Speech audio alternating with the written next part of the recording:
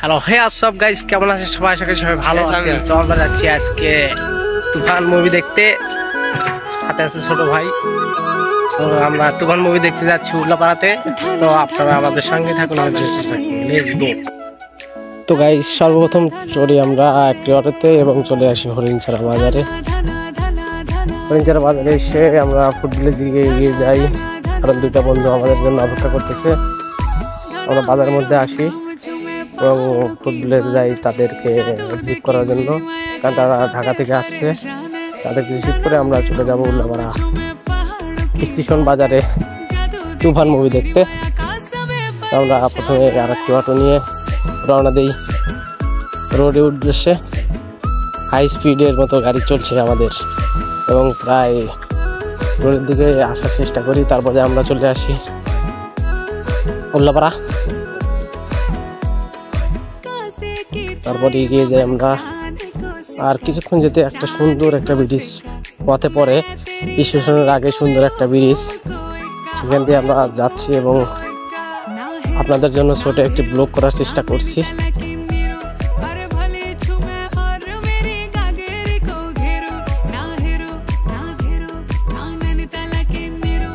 তো দেখতে দেখতে আমাদের সামনে দিয়ে হঠাৎ করে ট্রেন চলে আসে, তার জন্য আমরা দাঁড়িয়ে যাই। ট্রেনটা অনেক সুন্দর ছিল। তারপর আমরা চলে আসি এই তুফান মুভির হলের সামনে। দেখতে পাচ্ছেন তুফান ইংলিশ বাংলায় লেখা, শাকিব খান, চঞ্চল চৌধুরী।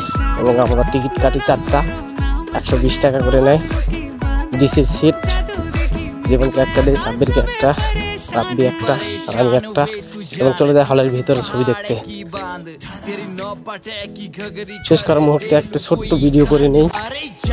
দেখতে পাচ্ছেন শেষের মুহূর্তে একটা গান চলছে, যেহেতু সিনেমা চলাকালীন কোনো ভিডিও করতে দেয় না তারা, সেজন্য আমি ভিডিও করতে পারিনি।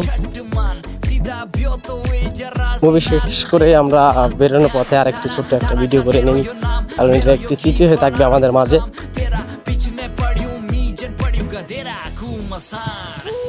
মুভি শেষ করে আমরা বাড়ি বেরিয়ে আসি এবং সাব্বিরকে বলি কটা ছবি শ্যুট করতে। আমি কটা ছবি টবি তুলে তারপরে আমরা আমাদের বাড়ির উদ্দেশ্যে। তারপরে একটা সিরিজ ধরে আমরা আজকের মতো ভিডিও এই পর্যন্ত। সবাই ভালো থাকবেন, সুস্থ থাকবেন এবং তুফান মুভিটা অনেক সুন্দর হয়েছে, আপনারা সবাই দেখবেন।